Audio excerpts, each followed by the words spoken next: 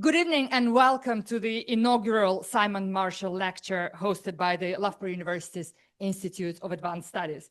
I'm Professor Ksenia Chmutina. I'm Director of the Institute of Advanced Studies, and it is my absolute pleasure to host this lecture today, which was only possible thanks to a generous contribution from the Biddle Family Scholarship. I would also like to extend special thanks to the Biddle family and the family of Simon Marshall as they're joining us today. Thank you so much for coming. The Institute of Advanced Studies is university's home for creative, interdisciplinary, intellectual discussions about the most current challenges that we face as society. Tonight's lecture is not an exception. In just a few minutes, our fellows, Etienne Stott and Laura Baldwin, will be talking to us about climate change in sport and what motivates them and athletes to take climate action. Dr. Mark Doidge is hosting our fellows, and we'll be introducing them in just a few minutes. Before we move to the exciting official part of the lecture, to the few words from Stuart Biddle, who's joining us from Australia, where I think it's like 3:30 in the morning. So, you know, extra round of applause for that. There we go. And then to our Vice Chancellor, Professor Jennings, I have a couple of housekeeping rules. So this event is hybrid, and we have about 50 people joining us online tonight. So for those of you online, please post your questions in the Q&A section on Zoom, and we will read those out when the discussion starts. This talk is recorded and will be released as on IAS YouTube and podcast, but we are not recording the discussion, so it can be free-flowing. Also, just to note that we are taking pictures throughout the event, so if you do not wish to be in pictures, just come and talk to me or one of the IAS team members. There are no fire alarms expected, I think, so if we hear one, please follow the exit sign just there. That's it from me. So I would now like to invite Professor Stuart Biddle to explain the motivation for the Simon Marshall Lecture. Stuart, over to you. Thank you, Ksenia. I hope everybody can hear me. And a good evening to you all in Loughborough and, of course, watching online. As Ksenia said, it's actually good morning for me, as it's just past 3:30 a.m. In my house here near Brisbane, Australia. Now, I hope that tells you that this is a very important event for me. I can assure you I don't get up at 3 a.m. for too many meetings. Now, some have said that if you were to cut me, I would bleed African violet blood. Well, it's certainly in my DNA, as 8 members of the Biddle family have been associated with Loughborough over 3 generations. In fact, if you count my grandson Rory, currently attending the campus nursery, you can make that 9 from 4. It all started with my father, James, attending Loughborough as a physical education student in 1951. And since then, my uncle Eric, brother Grant, and my former wife, Fiona, and son, Jack, have all been students here. In addition, my son, Greg, has been a postdoctoral researcher, and Louise, my daughter-in-law, is a current staff member. I was a student at Loughborough in the 1970s and then a staff member from 1998 to 2014 prior to moving to a job in Australia. And I was proud to serve as the head of the then School of Sport and Exercise Sciences from 2001 to 2007. I welcome my family members in attendance tonight, Grant, Fiona, and Greg. Now, having recently written some material on my family history and some recollections on a sort of autobiographical issues, it confirmed how much I owe to Loughborough. Loughborough has played a central role in my career, as well as the lives of many of the Biddle family, and consequently, we are delighted to support the university and tonight's event through the Biddle Family Scholarship donation. Central to the proceedings this evening, obviously, is the Simon Marshall Lecture. Simon was a special person and dear to me. Tragically, he was diagnosed with pancreatic cancer late in 2023 and passed away in June 2024, aged only 53. Simon was a local boy to Loughborough. He attended Rawlins School in Quorn, but also was a graduate of Liverpool John Moores University and San Diego State University in California. He was awarded a PhD scholarship to work with me at Loughborough soon after I joined the staff in 1998. His ideas were central to us receiving a grant from the British Art Foundation to study the sedentary and active behaviour patterns of teenagers. It was the first UK study to investigate sedentary screen time and wider aspects of sedentary behaviour. And his PhD thesis, I would say typical of Simon's creativity, was titled From Runner Bean to Couch Potato, Youth, Inactivity and Health. And he graduated in 2002. He was an outstanding researcher, progressing in his career at 2 universities in San Diego. And he was a masterful speaker at national and international events.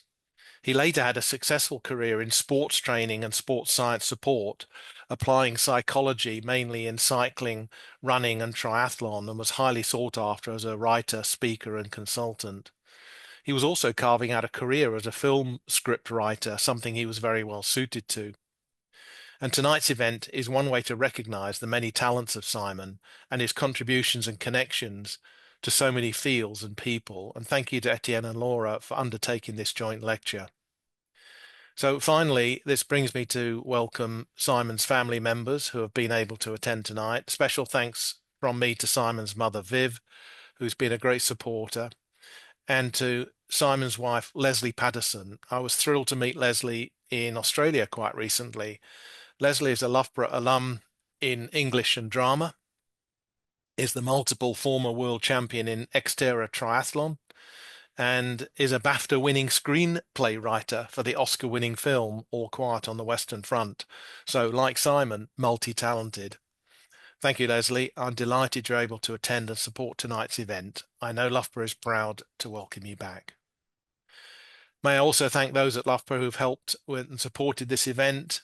Dr Mark Doidge, Professor Lawrence Girard, Professor Ksenia Chmutina, and Laura Dale at the Institute for Advanced Studies.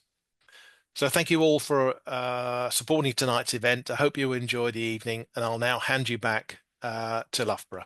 Thank you. Thank you so much, Stuart. Now I would like to invite our Vice Chancellor, Professor Nick Jennings, to officially open the lecture. Thank you, Nick. Thanks, Ksenia. And thank you, Stuart, for those kind words of introduction. It's a pleasure to welcome you all here this evening, and particularly Simon and Stuart's families. You have both a long-standing connection to Loughborough, and it's great to see that go over a multi-generational time. This is a sort of, I think, a first for me. I don't think I've given opening remarks in front of an Oscar nominee before, or a BAFTA winner. The 5 times world champion, I've done those loads. That's most of our students here at Loughborough, but first time for such a film-based introduction. So it's great to see you here, Leslie. Thank you. As Vice Chancellor, I'm incredibly proud of what we do here at Loughborough as a world-leading university that brings together excellent education and research, and particularly has a real strength, as it has always done, in the area of sport. And what we've tried to do over the recent years, over our current strategy period, is to really try and bring some of those things together and to be able to work across a number of different disciplines. And so we have a number of cross-university themes, and one of which is sport, health and well-being. And sort of this lecture fits really closely to that, and also what we do in climate change and net zero. So there's sort of two of our pan-institution themes brought together really nicely by this evening's lecture. And the important things of those is they bring together a range of different disciplines, as does the Institute for Advanced Studies. It's all about bringing people out of their individual disciplinary silo and their thinking that comes from the mindset of being in a particular discipline, to get out of that and to interact with people who have different mindsets, different expertise, and different insights. And that's central to what IAS is all about, and central to tonight's lecture. At Loughborough, we take our commitments to climate change seriously, and I thought I'd just mention a couple of things that we've been involved in recently. So we recently received a Green Gown Award, which is an important recognition for work in this space for what we did in the Climate Cup. Again, bringing together climate change and sport. So what we have done through the Climate Cup, which is something that we've pioneered for the whole sector, is to get all of our sports clubs and teams that participate and to think about what they can do to lessen their impact on the environment. And so, for example, the sailing team have changed their cleaning products on their boats to make them much more eco-friendly. So each sports club was giving a challenge. What can they do in order to improve and make them more sustainable in that sense? And that is a great example of one of the sort of challenges we face in this space is sometimes it's difficult to figure out what individual action can be, but by sort of really grounding it in individual sports teams, individual sports clubs, everyone's able to contribute. We've also, just as a university, we've just refurbished our swimming pool. So we've just decarbonized that and taken 348 tons of carbon from our annual scope 1 emissions. So moving to air source heat pumps as a way of heating that. So those elements are important to us as a university. We've recently launched and worked on our sustainability strategy. And so it's great to see that coming together tonight. So I'm going to hand back. It's a pleasure also to welcome our two speakers. We have a very interesting connection, is that sort of they now live where I grew up, which is a very small place in Dorset called Portland. It's an island. It's about 4 miles long, and I hardly ever meet anyone from Portland. Portland is kind of a place where you go to and you never leave.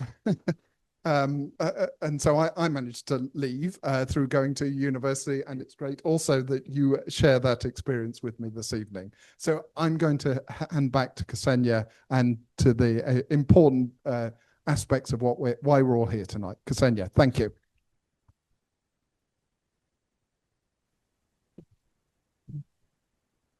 Thank you so much. Thank you so much, Vice Chancellor. Sorry, laughing about Portland. Mark, over to you to introduce the talk. Thanks, Ksenia. Thanks, Nick. And thank you as well to Stuart. And thank you very much for waking up at 3:30 in the morning. I don't think I could do that too often. And thank you very much to Simon's family and to Stuart's and the Biddle family. I think what we really realize in these moments is just that, what sustains people and families and connections and sustains memories over generations is the love we feel for people and also those human connections. And I think that's one thing that really brings us together, both as an institution, but also I think one of the things I would want to argue about is why sport, because sport is one of those spaces where we do bring people together. That's where, in some cases, relationships are built, families are built, but also those memories and those experiences are built. And that's what we want to try and build on here, and how we bring some of those stories into something much broader than sport, into tackling some of those big issues like climate change. But I think one of the things we want to talk about as well is, why is sport so important? It's one of the few things that exists across civilizations, across cultures, across the span of human history. It is something, alongside sort of clothing, religion, food, dance, arts, culture, should I say sex, religion, but sport is one of them. We can compare and contrast across histories, across cultures. It's always brought people together. It's also divides them, and we can sort of analyze that. But also here at Loughborough, and I think one of the things that Nick's really clearly articulated, it's interdisciplinary. We bring together people who are psychologists, as Simon and Stuart have done over decades. It is sport management, about a multi-billion-dollar industry. 2.5% of the UK's GDP is sport. Now, how do we manage that? How do we sustain that? But it's also about how do we make people faster, healthier, through physiology, nutrition, biomechanics. It's also about psychology. I've mentioned psychology. It's also about pedagogy. It's also about how we train people. Stuart mentioned about his father starting studying PE. There's a long history here. And I'm a sociologist. I should also mention there's an anthropologist in the room as well. But it's about connecting to those broader social human factors that makes us what we are, connecting to things like gender. We have a women in sport hub here. We have, we can connect to things like racism, bigger questions like climate change. I'm not here to talk too much. You're not here to listen to me. I should have said that my name is Mark Doidge and I lead a group called Sport for Climate and Action and Nature. And as Nick said, we have these interdisciplinary spaces where we can bring in different aspects of the university to tackle some of the big questions. And sport is one of those spaces where we can do that. I'd like to thank you all for coming, but most importantly, I'd like to thank Etienne and Laura for accepting the invitation. And it's my absolute delight to hand over to you, so I will pass over.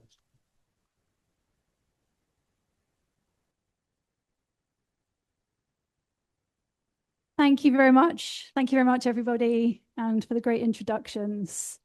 The Olympic flame, symbolic of that burning desire to achieve a goal that excites you. Representing Team GB was the most exciting experience. It was the biggest adrenaline rush, like absolutely beyond a dream come true. For me, 4 years prior, I was a club level sailor studying biology at the University of Southampton. And it was watching the Sydney 2000 Olympics on the TV, the winning moments all montaged together to the soundtrack Proud by Heather Small, that got the hairs on the back of my neck to stand on end. It sent shivers down my spine. My heart rate was racing. The dopamine hits gave me the greatest high that I think I'd ever experienced. And combining that with witnessing Shirley Robertson win her sailing gold and realizing that Shirley was 12 years older than me sparked this crazy idea in my mind. I wondered if I applied myself like I was to my degree, if I could become an athlete. And I thought in 12 years that had to be possible. So I set myself the goal of London 2012, maybe 2008. So to be there representing my country in Athens 2004 was just mind-blowing. Sport taught me the motivational power of setting goals that excite you. It taught me to overcome challenges even when they seem insurmountable. And it taught me never to give up. I was really fortunate to be able to campaign on the international circuit for a decade. And at my peak, I was ranked #2 in the world. And then I was fortunate to coach for a decade, including at 2 Olympic Games, at London 2012 with the Australian team and at Rio 2016 with the Hungarian team. And sailing taught me a great many things. Mainly, I think I'd like to say how difficult it is to predict the weather. So when we're giving climate scientists a hard time for trying to predict climate, it's like, it's really hard, but we've got to listen to the experts that are doing their best in this field. It taught me also just the importance of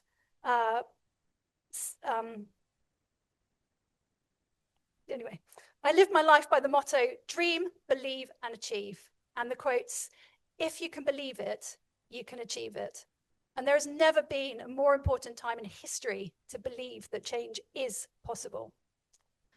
My bubble of contentment burst in January 2019, when I learned that the planet is on the brink of climate and ecological emergency. I mean, how I didn't know this before. I studied sciences at college and university, and yet, but since I did find out, I've dedicated all my time and attention to doing everything I can, learning all about the problems we face and the solutions we could embrace, and acting on my knowledge. I refuse to passively bequeath a dying planet to my child. My motivation, I am motivated by my love for this incredible planet and all the beauty that inhabits it. And I'm motivated by one day knowing that I will have to look my child in the eyes when he asks me, "Mummy, what did you do?" when there still was time to act. And I need to be clear of conscience in that moment, able to tell him that I did everything I could think to. My reaction to learning about the problems that our planet faces, the emergency, was first to panic. I did scream and shout because it seemed people didn't want to even listen to it. There were months where I would wake up in the middle of the night and just instantly be overwhelmed by the urgency of the situation. I thought that, what I knew, everybody needs to know so that they will act. Well, I can tell you that after years of communicating the scary facts, that it doesn't often motivate people to act. In fact, it is more likely to shut people down, switch them off. They're already stressed with, the day-to-day struggle of life, and telling people scary facts just is not motivating. So I channeled my anxiety into action, and that felt really positive. Flipping my mindset from looking at the problems to looking at what I could do about it actually felt really, really positive. The fire of desire relit inside me. I had a new goal: defending life on Earth. It should be easy enough, right? I mean, the motivational speaker did say to set big, scary goals. They said if your goals don't scare you, they probably aren't ambitious enough. Etienne, you certainly set yourself some big goals.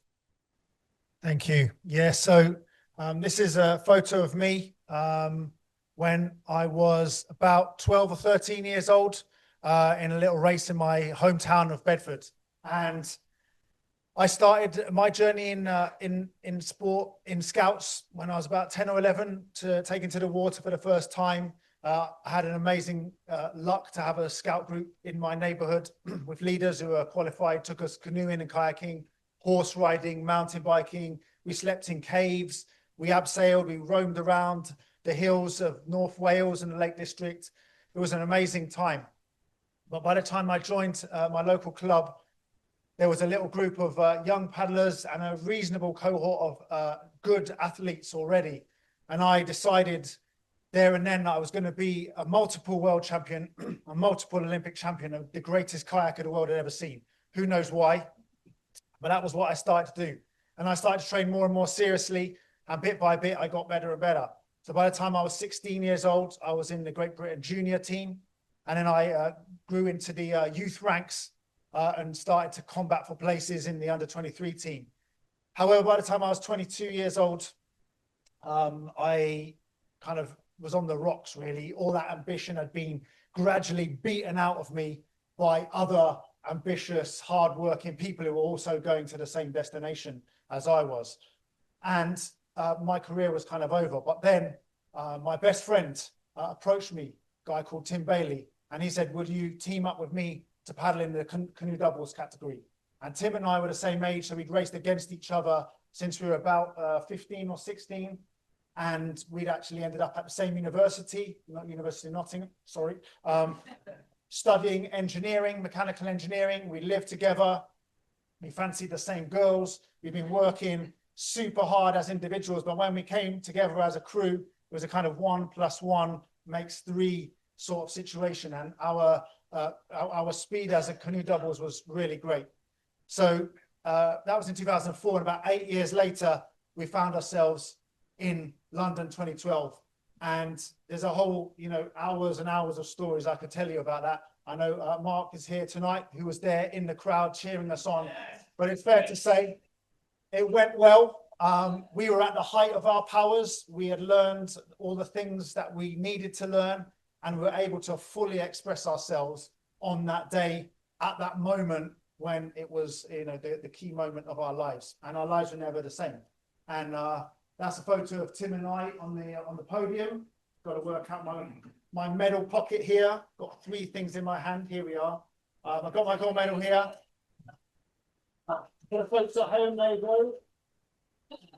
And you're all welcome to have a look at that and have photos, take or whatever. Don't bite it. I wouldn't recommend it. Anyway, and that was the thing that I worked towards for my whole time. And I can't say exactly where the ambition that I had came from, but I do know that it provided a sense of purpose and meaning that really structured my life for most of it up until that point. It answers the questions of when you're going to get up, when you're going to go to bed, what you're going to eat, who you're going to hang around with, which university you're going to go to, where you're going to be at this month, where you're going to be in that time. And for me, it was an incredible thing. But it was only in the build up to London 2012 that actually, as part of the preparations, we started to actually look, with the help of a sports psychologist, to explore the deeper, wider reason. Why am I here? What does this mean? Because when you're heavily invested in something like a sport and your identity kind of rests entirely upon it, and your sense of purpose and meaning is all about that, even the idea that it could go wrong on the biggest stage can actually precipitate a disastrous decline in your performance, and you can end up totally melting down on the big day. And actually, some people do suffer, you know, even if they're successful, grievous like doubts about their purpose, and their sense of meaning can kind of evaporate and distort through these experiences. So through that work, it actually helped us to become more resilient and tougher and have a wider base to mean that actually what happened at Olympics wasn't a matter of identity and life and death. It was just something that we really wanted to do. So by the time I retired after the Olympics in 2016, I was already quite environmentally concerned. I think it probably started with our time out there in the hills with the Scouts, but also I got to visit some beautiful places around the world. And I realized that I wanted to use my platform, which by then included that gold medal, to do good for society, to do good for other people, to share the experiences and knowledge that I had. And I became like a vegetarian. The day that I retired, I was like, I don't need to eat that much meat anymore. And that was it. And I became a vegan shortly later, and made changes. I don't fly anymore. I don't consume rubbish and nonsense. I try to be very careful about what I do, the way I move and transport and all those things. But it doesn't take very long until you realize there are grave limitations to what you can achieve as an individual, and that we are all actually more or less trapped in structures and systems that are inherently harmful to our future, to our planet, and to all the people that we love and care about. And so it's this kind of dawning realization that came around the time I was also studying for a degree in psychology with the Open University. And it was I was studying that because I wanted to kind of formalize my knowledge that I gained as an athlete. But in the course of that study, in around about 2017-18 time, I studied a module in critical social psychology, which is the study of power and how it works in society, how it works on our minds, how the boundaries of society are policed by psychology. And I have to say, it completely blew my mind.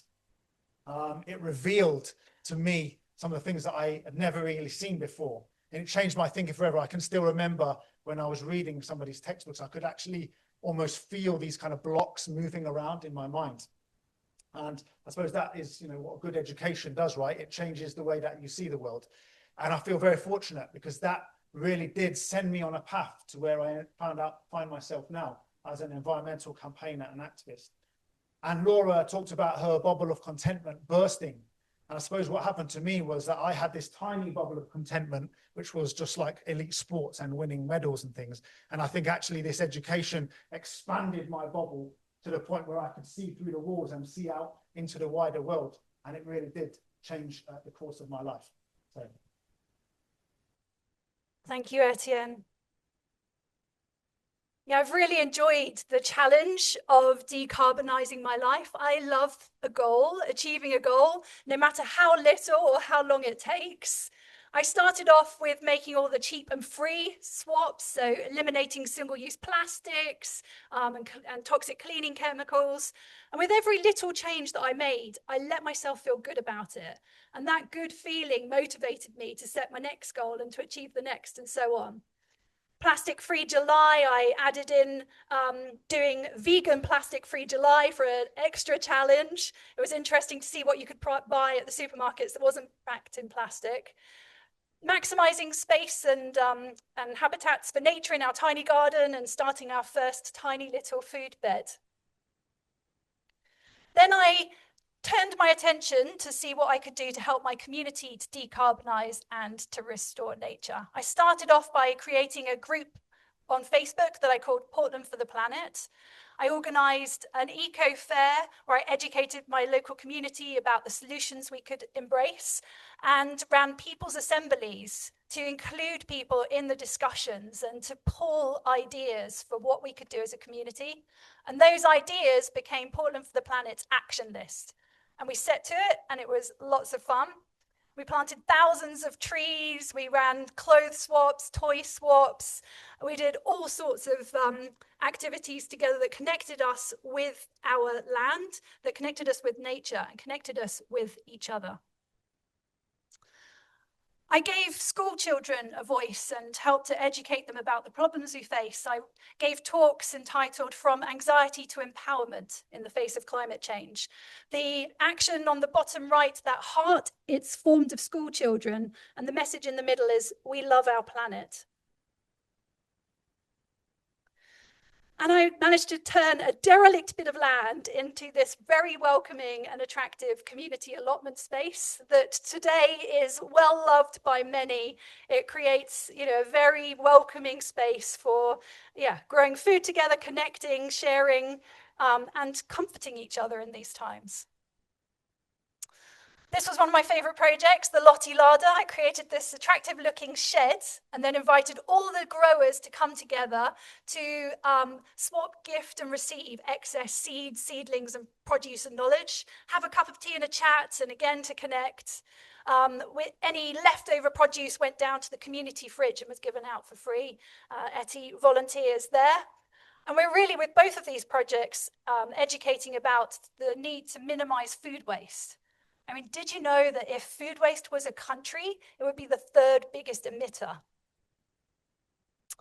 Last year, I turned yet another bit of empty land into an attractive kids allotment, which was brilliant fun. I ran 17 weeks worth of sessions with a group of homeschool kids that grew up to 17 of them, teaching about healthy eating, about the importance of looking after nature and how to grow our own food. Also, last year's project turned transforming our steep grass slope into our living pantry.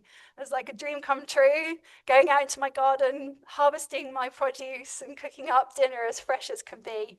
And I transitioned to a plant-based diet over a couple of years early on in my journey. And I love my food now more than ever since I've learned to make veggies taste delicious. And I was a child that didn't like eating veg. With every year we've set ourselves one big change to make in decarbonising our home. And I'm really proud to say that we did achieve our final piece of the puzzle on that last year. And it feels really good to be living mostly guilt-free. And just had to have that perseverance to just keep trying and just keep saving up.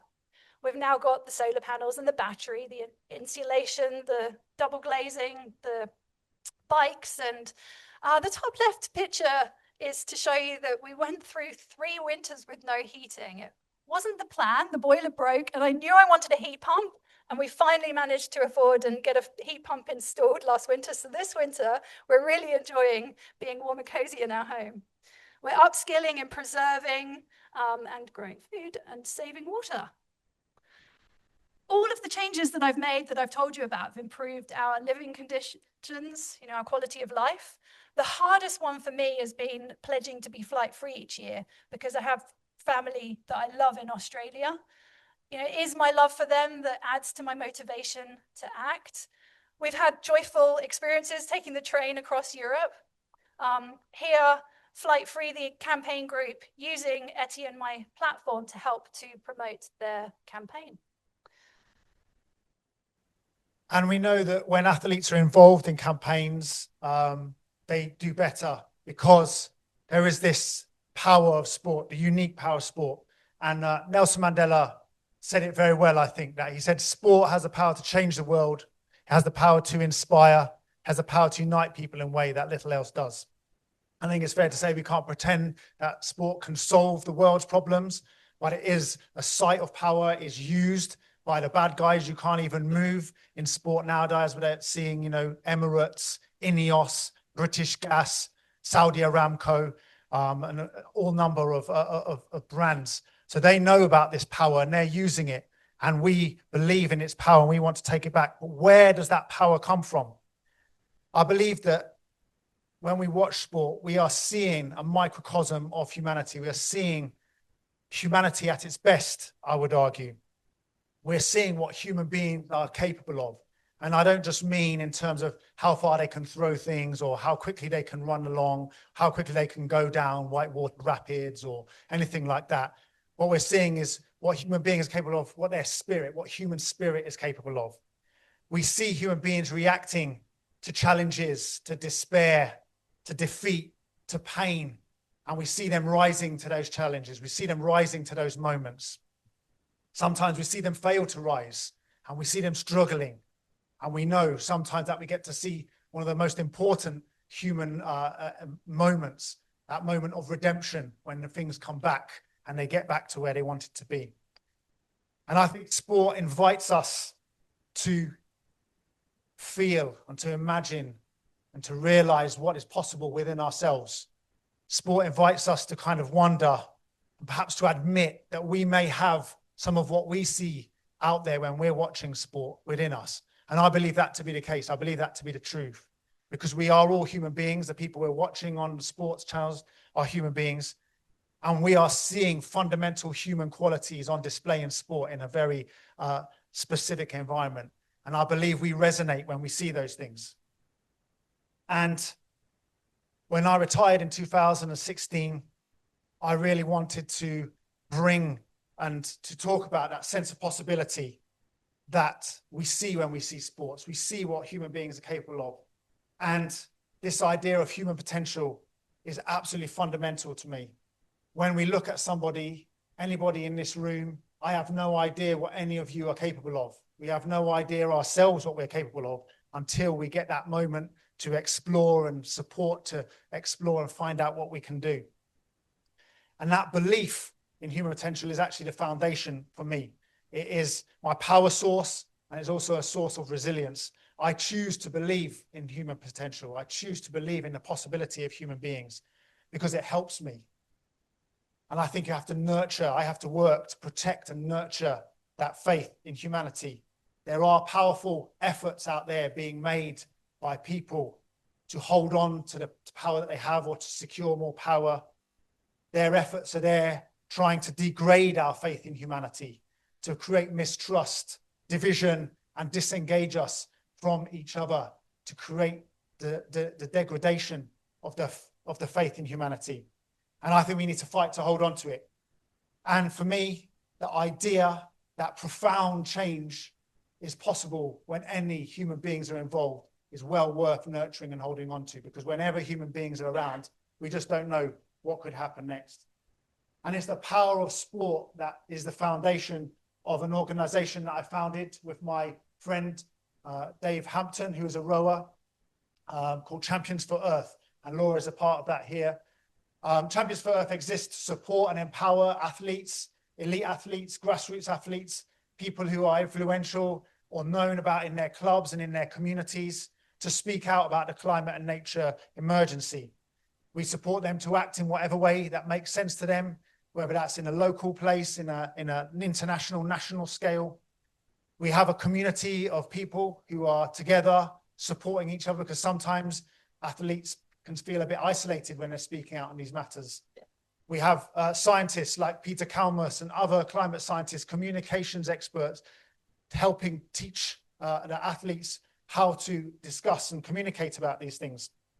And we have inspirational people showing what leadership looks like. And we hope to support people to stand up and face the criticisms, and to be seen to face the criticisms, because everyone else is also going to face those criticisms when they stand up as well. And to stay humble, but to take a leadership position and do the right thing in these times. Myself and Laura also started another sort of side project called Sport Local for Life, which is really about empowering the power holders in sport to take action. We know that the bosses in the national governing bodies, in the international bodies, in the mega sports bodies, even in the clubs and communities around the world and in sport, they have a power. They actually have a remit to protect and nurture their sport, to grow their sport and to keep it healthy into the future. But very often their vision is kind of limited to the kind of, well, it doesn't take in to the beast that's lurking outside their door, this beast of climate and nature, the climate and nature emergency.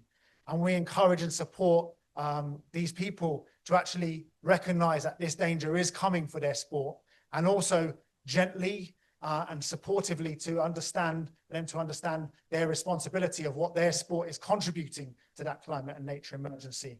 And we do workshops to try and bring visions of a truly healthy and sustainable future of sport to life in those places. Now, That's the power of sport. But I'm also involved, and Laura too, involved in another area which is known as non-violent direct action.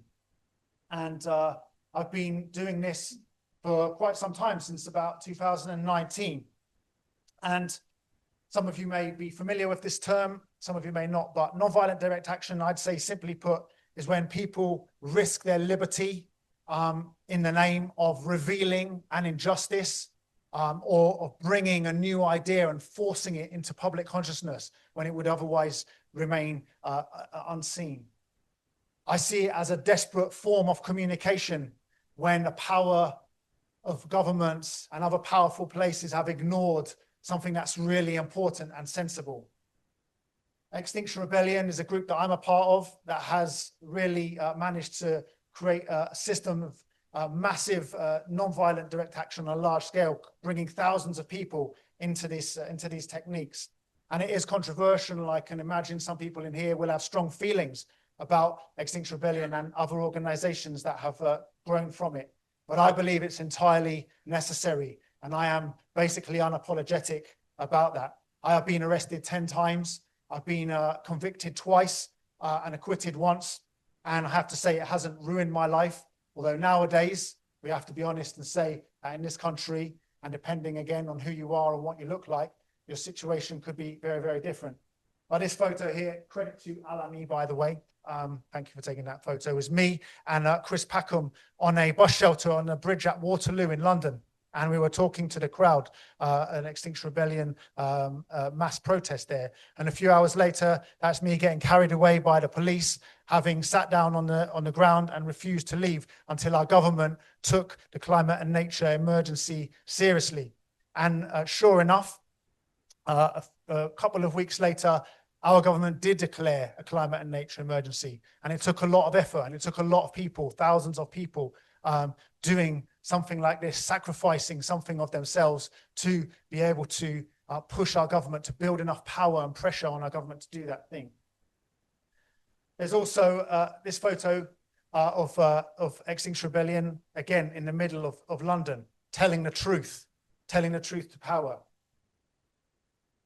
Myself and Laura also did an action where we were part of a large number of people who shut down the Fawley oil refinery near Southampton. And this was in the build-up shortly before COP26. And at that COP26, by the result of this action, it became clear to the world that we do not need any new fossil fuels. We have to stop making new fossil fuels if we're going to avoid overheating and baking ourselves. And that day that me and Laura were on that boat in front of the refinery, we spent literally all day talking to the press and the media about this issue. And we were talking internationally, locally, and national outlets were all hearing about it, specifically because there were these Olympians involved. It seemed to have a really strong effect. This is a photo of an oil tanker in London. And you can just see, if you zoom in, that's me on the top there with some handy glasses and helmet that the police supplied to me. This is a tanker that we climbed up on top of in support of the Just Stop Oil, who are pressing the government to not issue any new fossil fuel licenses, because if we don't need any new fossil fuels and to avoid us baking ourselves on our planet, we don't need any new fossil fuel licenses. And this, of course, was a part of a very controversial campaign, but it seems again to have been successful, as the government did commit to not issuing new fossil fuel licenses, which is only a tiny fraction of the things that they really ought to do in response here. I've also taken part in actions to expose Barclays and banks. You know, Barclays, the dirty old man of Europe, the biggest investor in fossil fuels.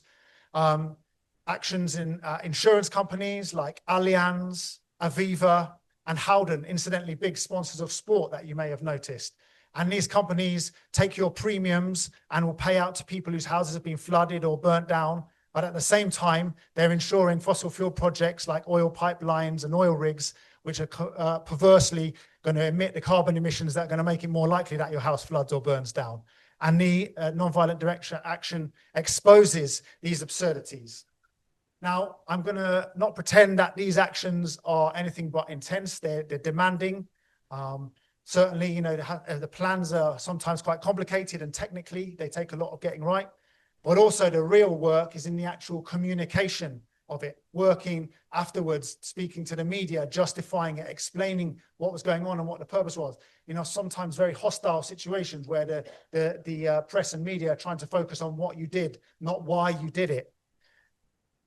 And there's also a big kind of worry, I suppose, every time I've ever done of these things, of how my community will react. How will my canoeing family feel? How will my family and my friends feel?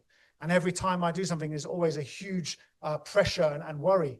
But I have to say, every time I've done this, I've had a huge amount of support, and the support has been growing because people know and understand. And let me tell you, there's a fact that says 80% of people around the world, doesn't matter which demographic, where they come from, which country, want more climate action and see and understand that that is the case. They may now disagree, as the consensus somehow seems to have been deliberately fractured about how we might do that, but everyone agrees we should not kill our planet. So the aim of nonviolent direct action is not to be popular, but it's to be effective.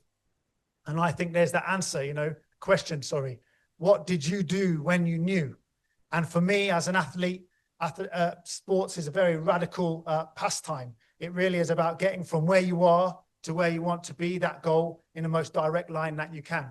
And for me, this is the same question we have to ask. How are we going to get from where we are to where we need to be? And I believe that nonviolent direct action is a component of that.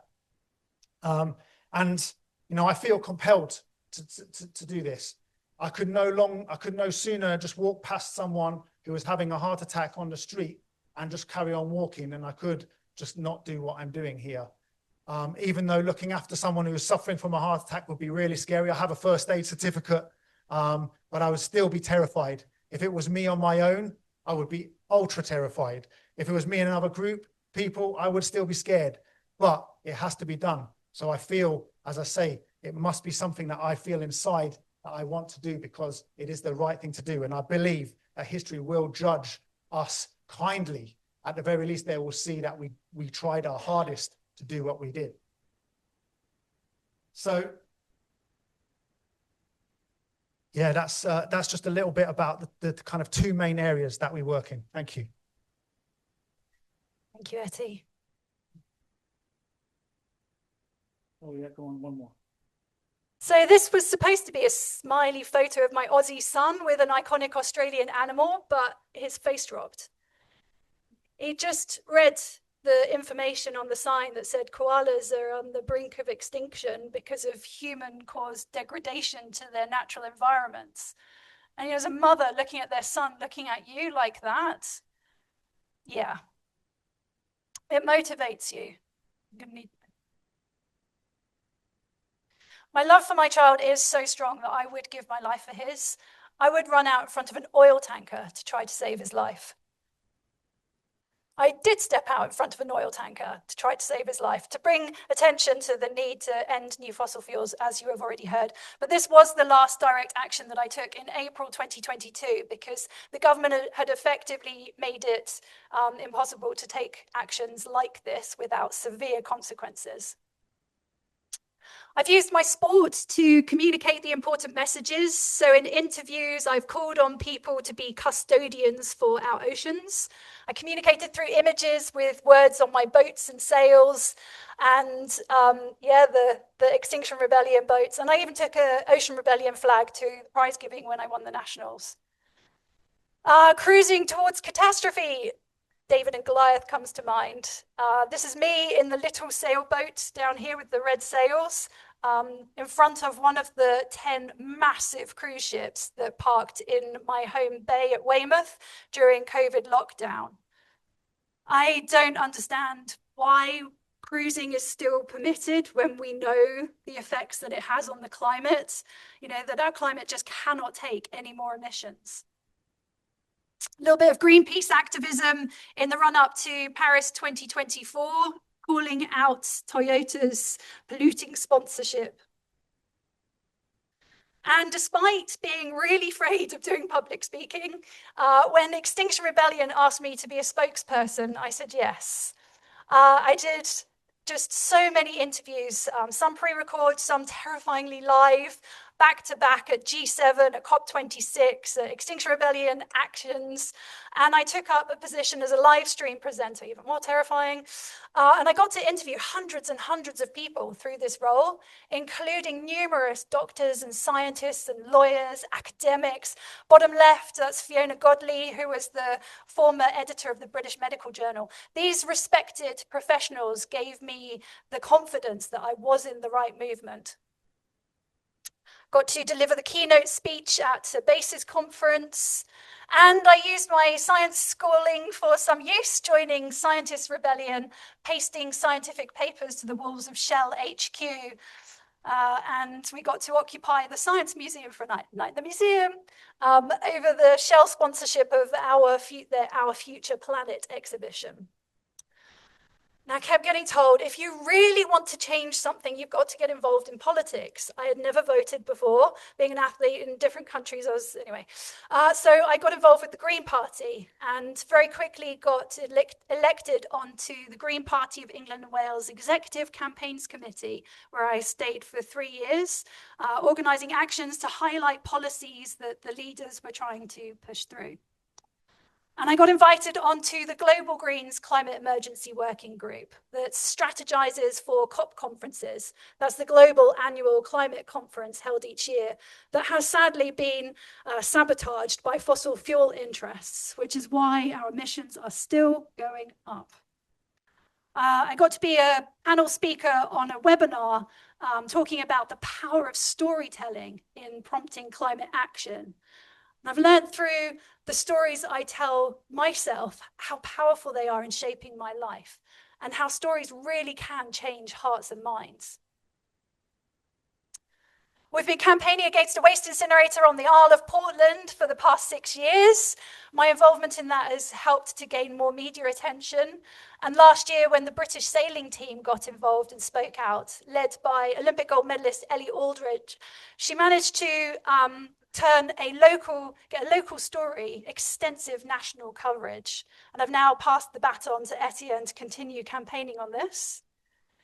Yeah, as if I really needed that prompt to wake me up to this situation. My son was in Valencia on the 29th of November, 2024. His flight was one of the last out just before the floods killed over 200 people. He was there for a football tournament that got cancelled halfway through because of the extensive rains. Be the change, folks. Be the change. Show how it can be fun. Get your community involved. It feels so good to be part of the solutions. Now, it is a choice to fail. And it is a choice to try to succeed. Change is guaranteed, either by choice or by force and destruction.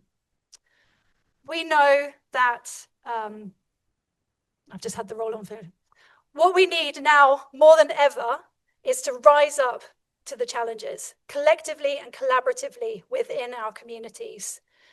We need to make the changes happen at pace. We are an incredible species capable of incredible things. This could be the best chapter of humanity yet. Now, I invite you all to spend time daydreaming, to think of, your greatest ideas yet. Land on something that excites you to want to come to life, and focus on your positive contributions to prevent you from that paralysis of fear of the collective failure.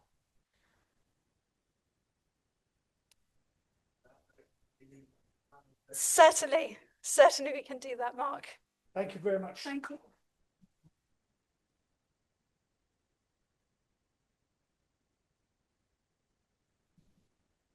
Hopefully my mic works, so you can take yours. I'd like to welcome Dr. Stephen Mears from Physiology in the School of Sport, Exercise and Health Sciences, but also Denise Ludlam, who is, and I've forgotten what your full title is because it's so complicated. Environmental Sustainability Strategic Lead at Sport England. So what I want to do is, as Nick has said, there's Loughborough is quite a unique space. I think we've heard that already. But equally, it's also one of those spaces where we can bring Olympians, someone from Sport England, one of the national governing bodies, and also expertise research expertise onto the same panel. There's not many places probably on earth that can do this, and we can do this quite readily, actually. And it's been amazing how everyone can pull this together. Now, I want to ask, I think you've sort of hinted at what athletes can do and what motivates them, but also I think what's the impact and why should athletes and sports people in general take climate change seriously? So I'll start with you, Steve, and then move to Denise, and then move this way. Okay, thank you very much. That was such an inspiring talk to be able to listen to the two of you speak. So thank you for being able to be on the panel here today. So yes, we just to provide a bit of context about me, because I think it will help explain the answer. I'm a researcher in the School of Sport, Exercise and Health Sciences, focusing on sports nutrition, but also environmental physiology as well. So we're lucky enough to have 2 environmental chambers that we have in our building. We have more in the rest of the university as well. And we can subject athletes to extremely high temperatures or extremely cold temperatures and watch them see how they respond in the heat. And it is a bit of a shock when we see how athletes respond.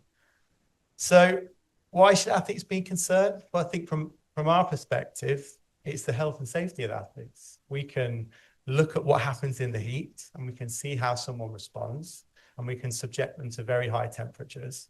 And we can look at what the body does and how performance can suffer, how health can be affected. And I think it's a concern because we are starting to see more and more events that are being held in extreme environments, whether that's because of the location or because of timing. Look at the Football World Club Cup last year that was held in extreme temperatures. And most of the matches, some of them were during the peak of the day where it was extremely hot, 30+ degrees, high humidity, danger for the athletes, but not only for the athletes, but also for the hundreds of thousands of, the 80 to 100,000 spectators that were also watching the game as well. Now, we can do so much to acclimate athletes and improve their health and performance, but ultimately we need to think about what it does to them. In severe cases, athletes can collapse. They can be at danger of exertional heat illness. And in our lab environments, we can look at that and we can control it. So we have a safety mechanism. If we're doing things in the lab, we can stop them when they get too hot. So if their core body temperature gets so high, we can stop them and say, that's the end of you. We can keep them safe. But in a real world environment, you can't do that. If you're on the track in 10,000 meters and your core temperature is going up, or you're in the marathon and it's hot and you're going up, how do you pull someone out if they're too hot and at risk of exertional heat illness? We can see what happens to athletes. We see athletes collapse. And so it's about ensuring safety. And I think that's a big concern with the way climate is going, that athletes participating in sport are being put at increased detriments to their health. And that has a knock-on effect. If we see athletes not performing in hot environments, and it has a knock-on effect for participation at levels lower and lower and lower. So we might miss out on generations taking part in activities because they see perceived dangers with exercising in extreme environmental temperatures. And that has a big implications for general health, diseases, et cetera, et cetera. So there is something that we really need to focus on to be able to ensure that sport is safe and that we are continuing to promote it as much as we can, but making sure that we're in a safe environment.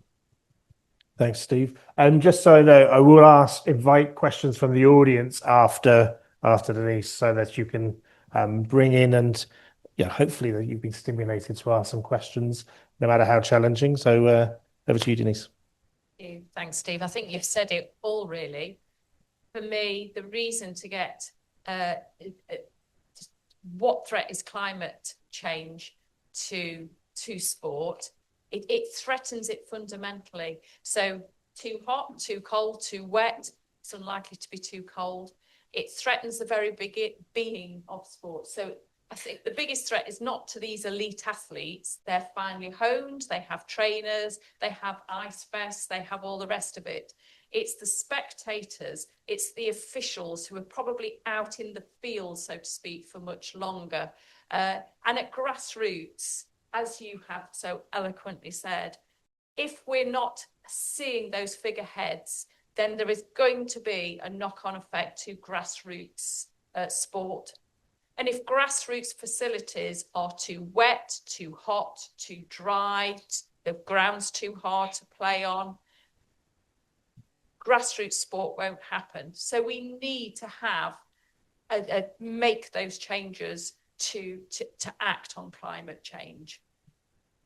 Thanks, Denise. Would anyone like, this is now an invitation to the audience. Would anyone like to ask a question?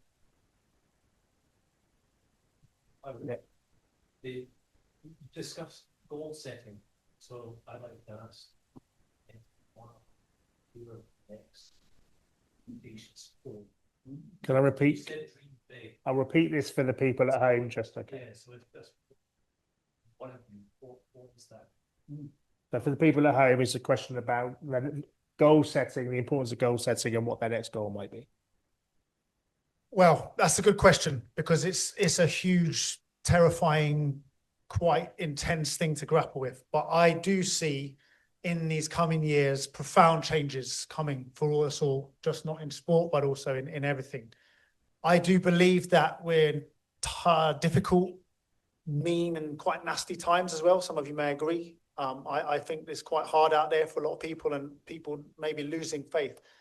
But I think that pressure will build to a point where people will want something new, want something different.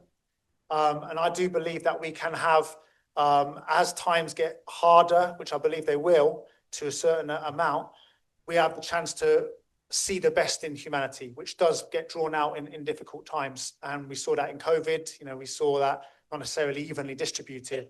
But my goal is to support, steward, build the skills towards a resilience and a kindness and a way of being with each other that can stand up to the challenges that we're going to face, not only kind of technically about what do we do with food and water, but also what we do as people to look after each other, to keep our communities together, to keep them from being divided and eating each other. That is a fearsome challenge, and I'm not pretending that's not like winning a gold medal, but that is what we need. And I know that I have to try my best to be a part of it, and so that's kind of my goal, is to be a part of. Some people call it a compassionate revolution, or some people would call it, a soft landing, or whatever you want to call it. That's what I'm about. Laura, would you like to? Well, you get 2 for 1 with us, and his answer's my answer, and I can't really beat that. I'm going to expand the community allotment and do more to help my community to feel positive in these times, to really vision the future of how it can be beautiful, connective, collaborative, and working all together, focusing on positive things that we can do locally. Denise, I was going to ask Denise and Stephen, do you think the importance of goal setting is important? And for your organisations or for your research, do you think there's a goal? Yeah, absolutely. So I work for Sport England, which is the government's arm's length body for grassroots and community sport and physical activity. So we through our policies and our procedures and our funding, we support physical activity, trying to move inactive people to being active or more active. So for us, having those really clear goals is really, really important. And in relation to this, we know we want our audiences to reduce their negative impact on the environment as a whole and have a positive impact on the environment. But in terms of preparing for that changing climate, we really, at the moment, don't know what we're preparing for. We know we're preparing for warmer, wetter winters, hotter, drier summers. But what does that mean for a menopausal woman versus a fit and healthy 20-year-old? The same conditions will have a profoundly different effect on those people. So how do we prepare, and how do we as Sport England tell our partners what they should be preparing for? So our next bit of work, our next goal, is to develop a report looking at the hazards of a changing climate to different sports, and the vulnerabilities and exposure of our audiences, so different people in different locations doing different sports, indoor, outdoor, pitch, court, water. What difference does it make? Are you urban with urban heat island effect, or are you rural? So what is it you need to prepare for? And I think that report will be really important, because it will articulate very specifically what some of those changes are in a way that I think will be more meaningful than it's going to be a warmer, wetter winter. It's going to be a hotter, dry summer. Well, you know, some people say, oh, I love a hot summer. I like it when it gets nice and warm. But actually, we need to really break that down and think about the I think we have to set goals to provide the evidence. As scientists, we have to provide the reasoning and the vigor and the evidence to support what we're trying to push. And from a sport perspective at elite level, that might be how we perform in the heat. It might be how effective is a certain diet. You talk about a vegan diet. Can you make that a high performance diet? I think you can. So it's having these conversations and providing these goals and the evidence that can then provide good, clear support for people to then implement things after that. Okay, I'm just seeing that there's a question that's come in online. This is more to Etienne and Laura based on your talk, but it's more about, see, this has happened post your retirement, and therefore one of the questions obviously is about how do we engage athletes and people to engage and to think about this. But what would you say to those athletes who may be at the peak of their career, maybe a bit worried about losing sponsorship, maybe don't have the skills to engage in these sort of conversations? How would you think about that? I mean, I can start with it. Yeah. So, I mean, my heart goes out to those athletes, first of all, as it does to kind of any young person who's kind of working out like what's going to happen in the future. I think for athletes, this is part of what our Sport Local for Life project is it's up to the so-called adults in the room, to the people who hold the levers of power. It's not up to the athletes to say,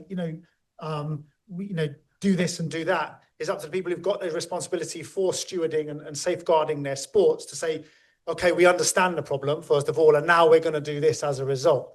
And that would take that stress off the shoulders of the athletes, because mostly the athletes are like, yeah, I can't speak out because it could cause trouble.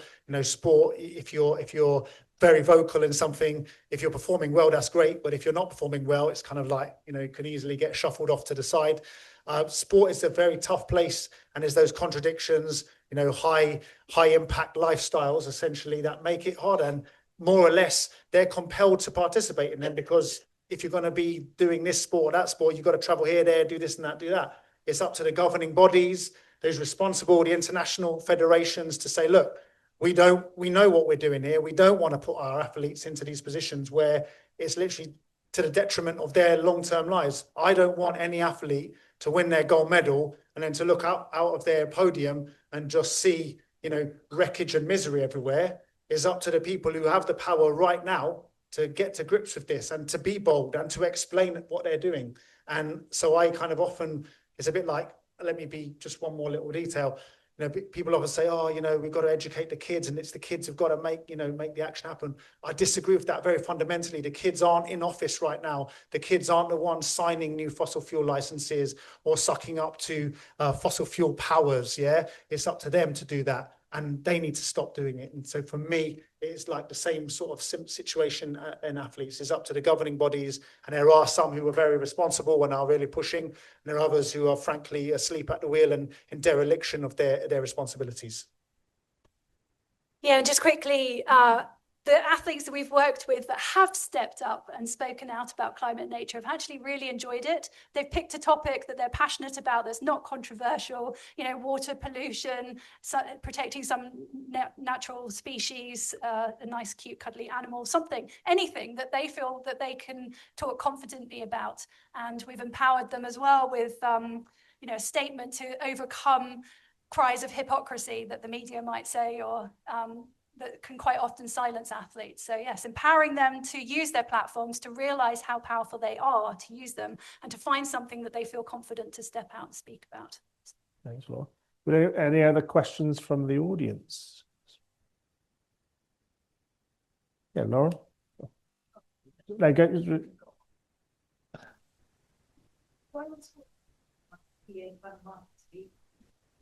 Hugely inspiring, but I think for me what struck me with Simon was he was multidisciplinary, an innovator and an early adopter of technology and innovation. that was really important in terms of behaviour change and area of research he was in. What are the innovations in terms of technology, sport and climate, and are we at the forefront of kind of multidisciplinary kind of collaborations to innovate? Sounds like a question.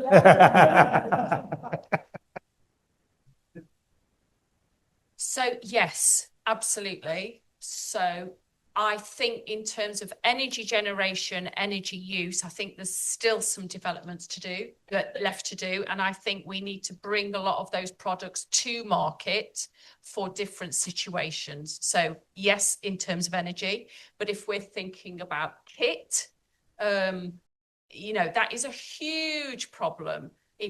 That athletes, whether they're elite or grassroots, get loads and loads of kit. I think about my own children's, you know, each year it's a new sponsor, so it's a new kit for, I have to say my children are grown up, so they sort themselves out now. But when they were little, you know, a new sponsor, new football kit, new cricket kit, new hockey kit, new trampolining kit, new whatever it was. It just went on and on and on. And because it was then obsolete, you couldn't necessarily hand it down.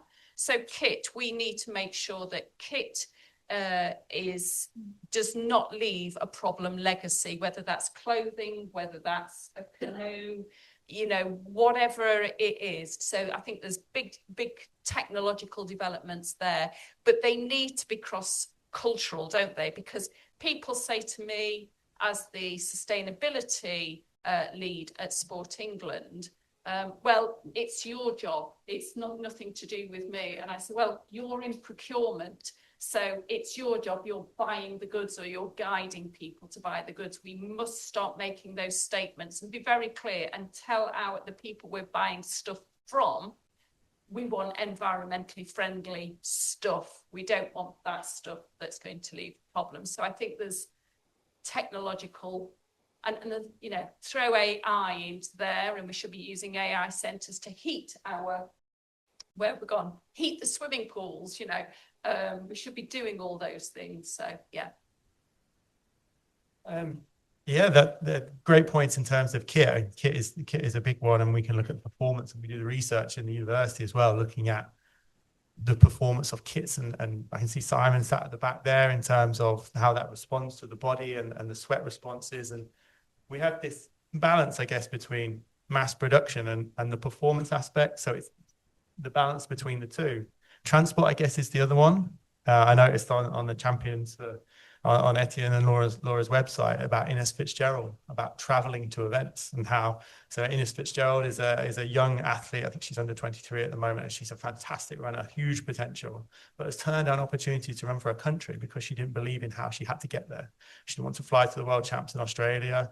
She traded off flying to, I think it was Portugal for the European Championships 2 years ago, and got the train, or Turin, I think it was, which took twice as long, and may have affected her performance. So we could do work in that space to try and look at these changes and look at transport and choosing different environmental modes of environmentally friendly modes of transport, and see how they affect us and how we perform. So I think there's lots to be done, and there's, as we get more advancements, then we will improve what we do. Thanks. I'm going to move on just because I'm aware of time. I don't know if it's the lights above us, but it's quite warm in this room. So I'm going to ask one more question from online, and then I'll take the question from you there. The question online was, Etienne, you talked about, structures of power that need to do things, but then has there been any examples of advocating within those structures of power to make those changes? So obviously there's one thing from doing it outside, but what about from the inside? I mean, I would probably just look, I think when we're talking about this, we often bring up Sport England as an example, and Chris Boardman, who is the chair, and he's spoken incredibly powerfully and directly to say, we need sports bodies to act on this, and they're going to start actually, essentially incentivizing them to do so. And there are sports bodies out there who are taking this more and more seriously, but it is a matter, again, of, I think we see very often people kind of walking along, they're kind of looking sideways at each other, going like, we know where we're going is not good. Who's going to stop, and who's going to call this out first? And that is quite a challenging thing. So I don't know, maybe Denise, you can speak about it, because I do hold, no, I just hold Sport England, we hold Sport England as a beacon of leadership. They're not telling people what to do. They are showing people how to do sports leadership and producing like structures that basically incentivize, the right things that we need. And I think that's, great credit to us, as in all of us today. You would have responded. Thank you very much. Yeah, I agree. And so some of our NGBs are leading the way. We've got triathlon here, doing a great job. So well done to triathlon. But so we're asking, Sport England is asking all our long-term funded partners to have a sustainability action plan in place by the start of our next funding round in March 27, April 27. But it's no use having an action plan that's going to sit on the shelf. So we've also produced a tool which enables people to assess where they are on their sustainability journey on a scale of 1 to 5. So, and where are you going to be? Where are you now? And where are you going to be in 3 years? But I have to say, loads of our sporting organisations are tiny. So they don't have the expertise. They're really worried about getting it wrong. So we're providing support. But I think it's back to a point that you made, Laura, that you should act and do what you think you can within your own sphere of influence. Don't try to solve the entire world's problem. It's taking 1 or 2 actions and doing them well and doing them properly.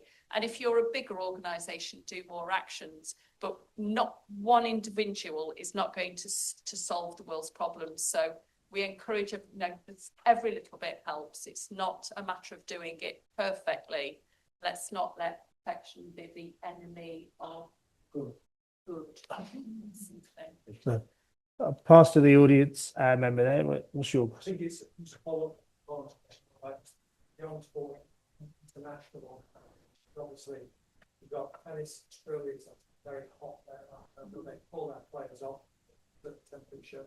But if you look at things like FIFA, UEFA, the Grand Slam nations, the big major sport management companies like ING, beyond just like the local national level, are there any decent example of major international organisations, whether it's kit manufacturers or management, or doing anything decent in this space? So for the people at home, it's more about question about, are there any international people who's excelling in this particular space?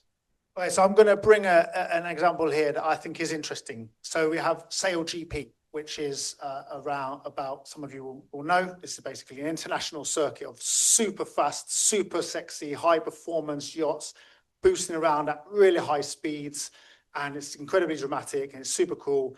And they've got a great product and it's on the internet. And I guess they're pushing and pushing to try and get more people to look at it because that gives them more money from their sponsors. And they have got a sustainability league that runs in parallel to their kind of point system. And the different teams take actions to minimize their impact and to do kind of pro-environmental things that score them points in the league. So that's really, really cool.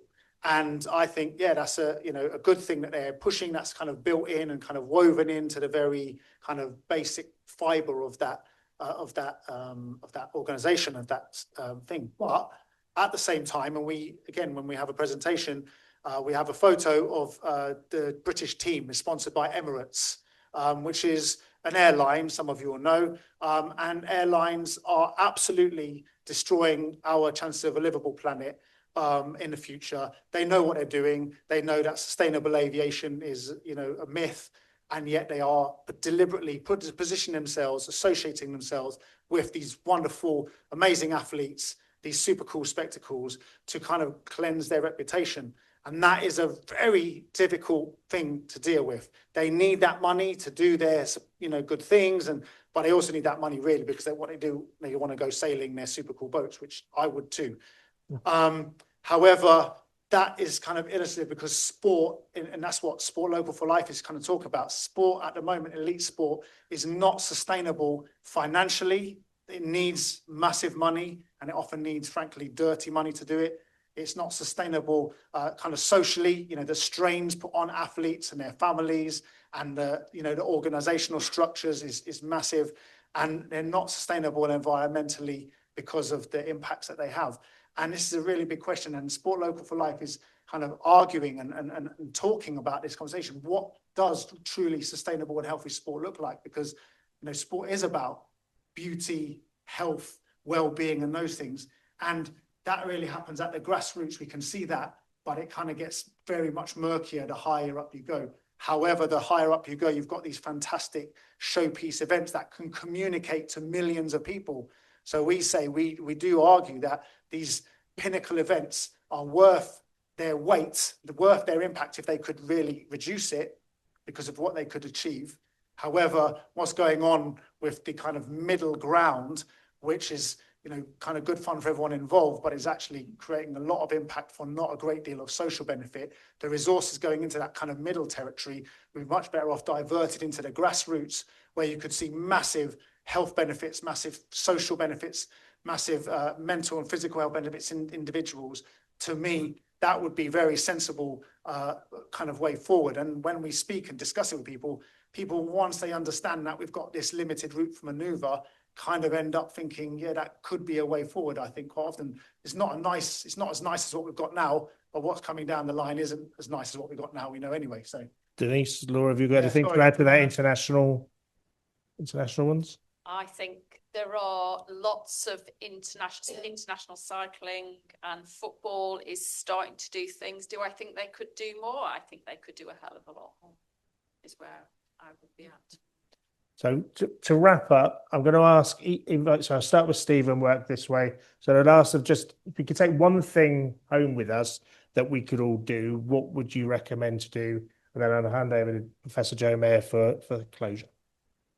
It's a tough one. I think it's pushing the agenda, saying what can be done, making it visible. Visibility is not always there, making it prominent within the sector, and that sustainability and response to climate change and how it affects us on a sporting level is put out there into the domain. It's not hidden, or it's not said there's not enough money for this. We need to put resources into it to make it prominent, to keep it there, to keep it in everyone's mindset.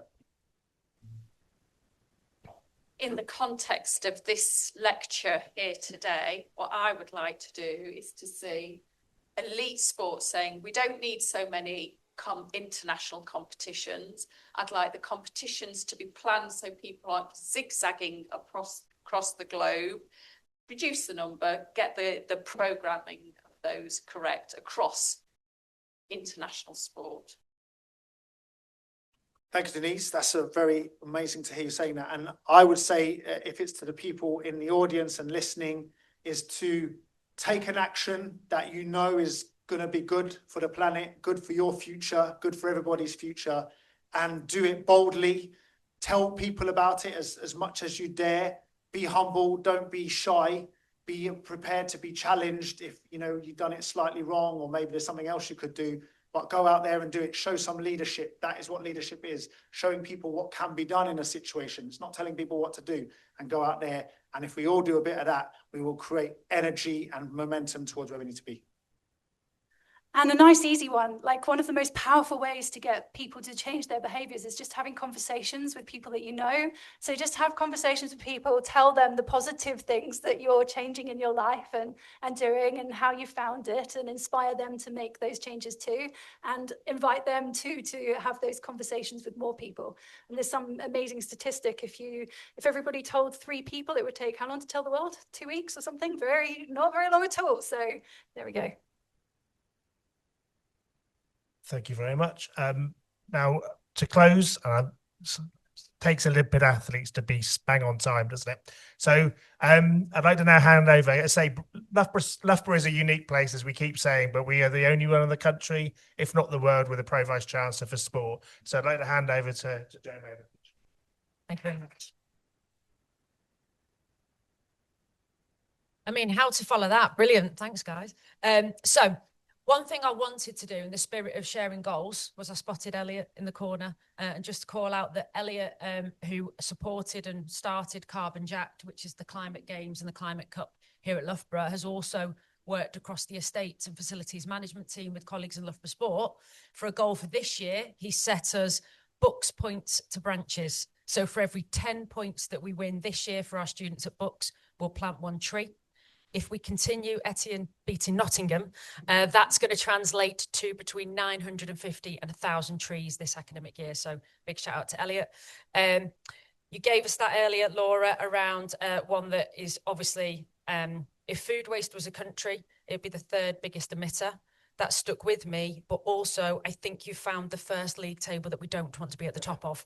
And definitely a memorable stat to stimulate and motivate us to continue to do more that we can do. And I think kind of to colleagues at Sport England's point, you know, we're a big institution. We've set ourselves big goals, and decarbonising the swimming pool was a huge challenge to get that done. So we're really delighted to have done that. So a big thank you to Etienne and Laura for giving your time, for sharing your story and your life's work, you know, to inspire the change that we all need to see and we need to be. An incredible thank you to the Biddle family for the support today. Stuart, I think you're still on there. That Australian accent is really coming along, isn't it? And your brother did say it was 9 family members, not 8. So I think we included the grandchild.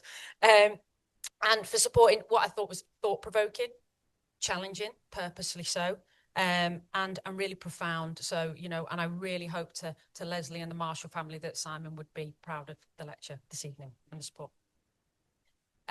Final thanks just to Sport England, SSEHS and the IAS for supporting, and for Ksenia and Mark and all the colleagues' works for this evening. Ksenia has asked me to remind you that there are drinks and nibbles in the foyer, so please do stick around to socialise, to network, to learn more, and for all of you for attending. Thank you very much.